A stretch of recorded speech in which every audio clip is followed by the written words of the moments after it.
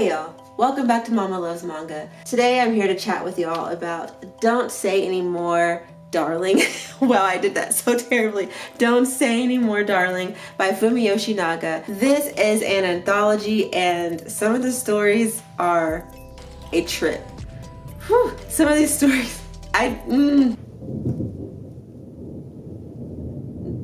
gonna talk about each of the stories separately, starting with the first story that has the same title as the title of the manga. So this first story focuses on two friends, Tadashi and Kohei. Tadashi is a seemingly struggling songwriter who lives alone, and Kohei is a successful doctor who still lives with his parents, which is pretty common, especially in Japan. The dynamic between these two men is actually hilarious, although I will warn y'all that Kohei could definitely be read as a little problematic. I read him as though he was sort of joking around with his friend. Like, I feel like they're close enough that there are certain things they might say to each other that they would not allow someone outside of their friendship to say, just so y'all know. Like, he doesn't say anything too bad, but I could definitely see it as problematic because I gave him a side eye. But Tadashi seems like he's cool with it. Their dynamic is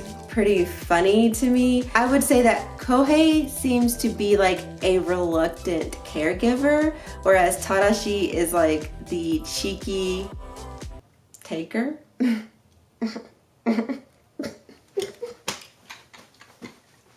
And that's all I'm gonna say because no spoilers.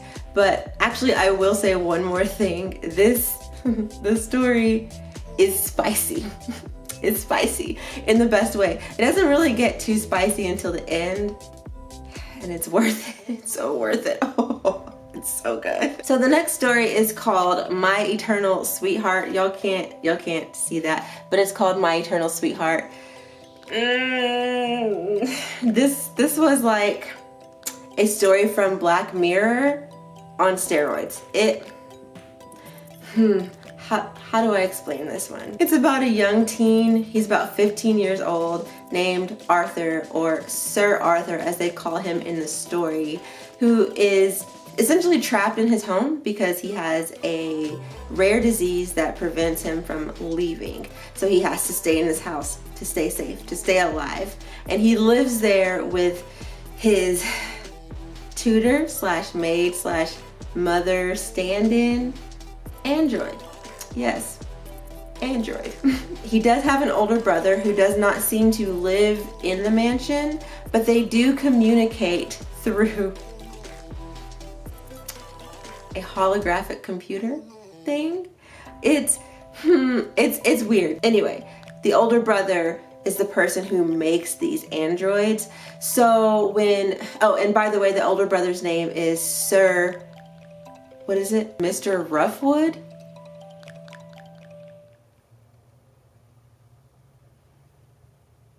Sir Arthur one day is like, hey, older brother, I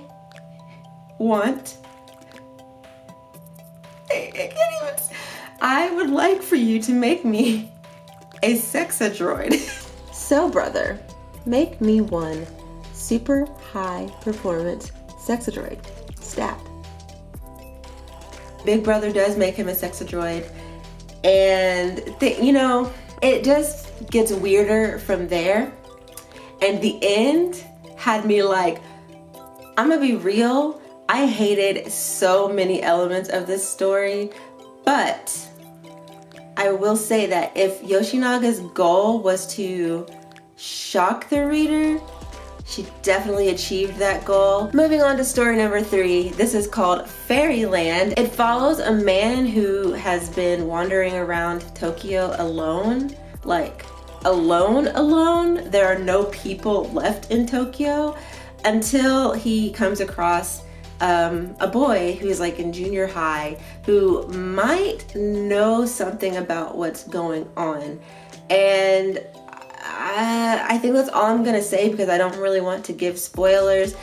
I gave it the side eye because there were some elements that had me like, where are you going with this? For the assurance of anyone who is like me and doesn't like certain elements in manga featuring minors, this one does not have that. Like that doesn't happen.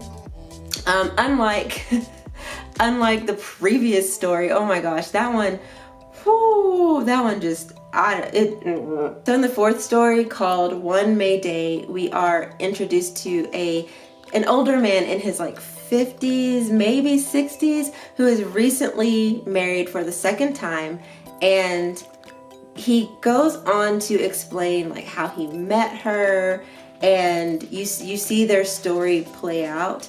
But what you really see is why things are not necessarily as happy as they may seem on the outside. It was an interesting story. I didn't hate it. It was not my least favorite.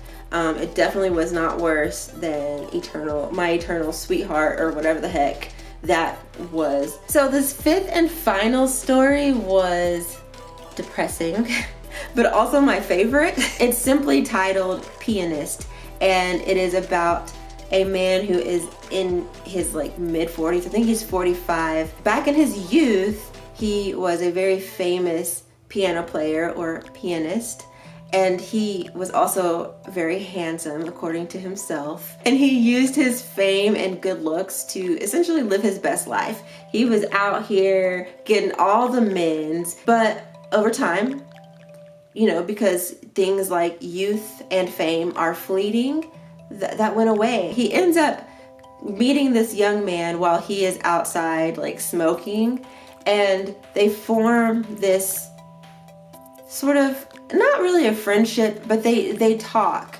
And every time the younger man sees him, he stops and talks to him. They go out to have dinner, and the older guy is like, is he into me or is he not? And it's funny because he definitely has some fantasy. There's some spicy fantasy scenes.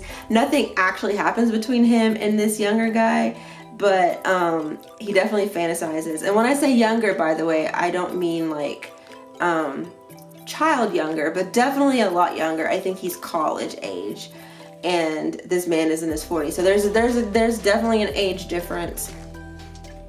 But it's funny because he definitely has like these fantasies that don't come true. It's a bittersweet ending, and I just enjoyed reading that particular story altogether. So overall, I enjoyed this anthology. I think the fact that I enjoyed 4 out of the 5 stories is pretty good. And of course, I love the art. I gave y'all glimpses of it.